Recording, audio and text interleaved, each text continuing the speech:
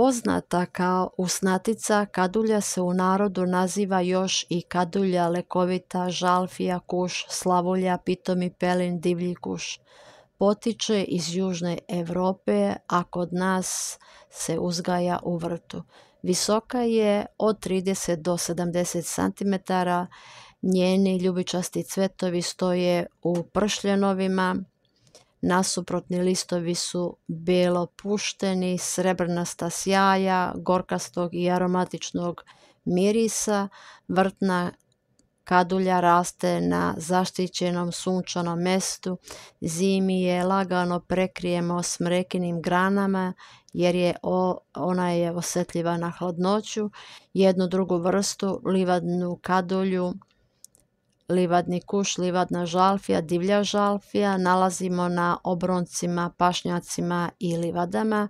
Već iz daljine blistaju tamno plavo ljubičasti cvetovi, aromatična mirisa.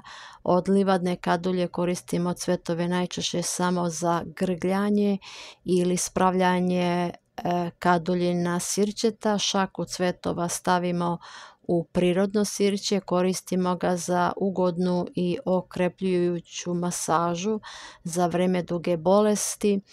Kako kadulja za sunčanih i suvih dana stvara najviše eteričnog ulja, pa listove beremo samo po suncu, najbolje u podne, a sušimo ih na senovitom mjestu. Lekovitija od livadske kadulje je ipak već spomenuta vrtna kadulja, koju ću podrobnije opisati. Kaduljin čaj, ako se češće pije, jača cijelo telo, sprečava moždani udar i djeluje jako povoljno kod oduzetosti. Jedina je lekovita biljka uz lavandu koja pomaže kod noćnog znojenja, svojom okrepljujućom snagom otklanja veliku slabost povezanu s tom bolešću. Mnogi su lekari upoznali dobra stara svojstva kadulje, s najboljim rezultatima koriste je kod grčeva, bolesti leđne moždine, obolenja žlezda kao i drhtanja udova. U slučajevima navedenih bolesti popijemo u gutljajima 2 šoljice čaja dnevno. Čaj izvrsno deluje na bolesnu jetru, otklanja nadimanje i sve druge tegobe povezane sa oštećenom jetrom. Pročišćuje krv, čisti sluz iz dišnih organa i želuca, jača apetit ili tek i otklanja crevne smetnje i prolive. Kod uboda insekata stavljamo na mjesto uboda smrvljeno kaduljino lišće. Za vanjsku primjenu posebno preporučujemo kaduljin čaj kod upale krajnika, bolova u vratu, gnojne upale zuba, upale ždrela i usne šupljine. Mnoga djeca i odrasli bi izbjegli operaciju krajnika da su pravovremeno koristili kadulju. Kada nemamo krajnika koji kao policajci tela zadržavaju i prerađuju otrove, ovi izravno deluju na bubrege. Kaduljin poparak pomaže kod krvarećih i klimavih zuba, paradentoze i čireva na zubnom mesu. Grgljamo i stavljamo komprese od vate.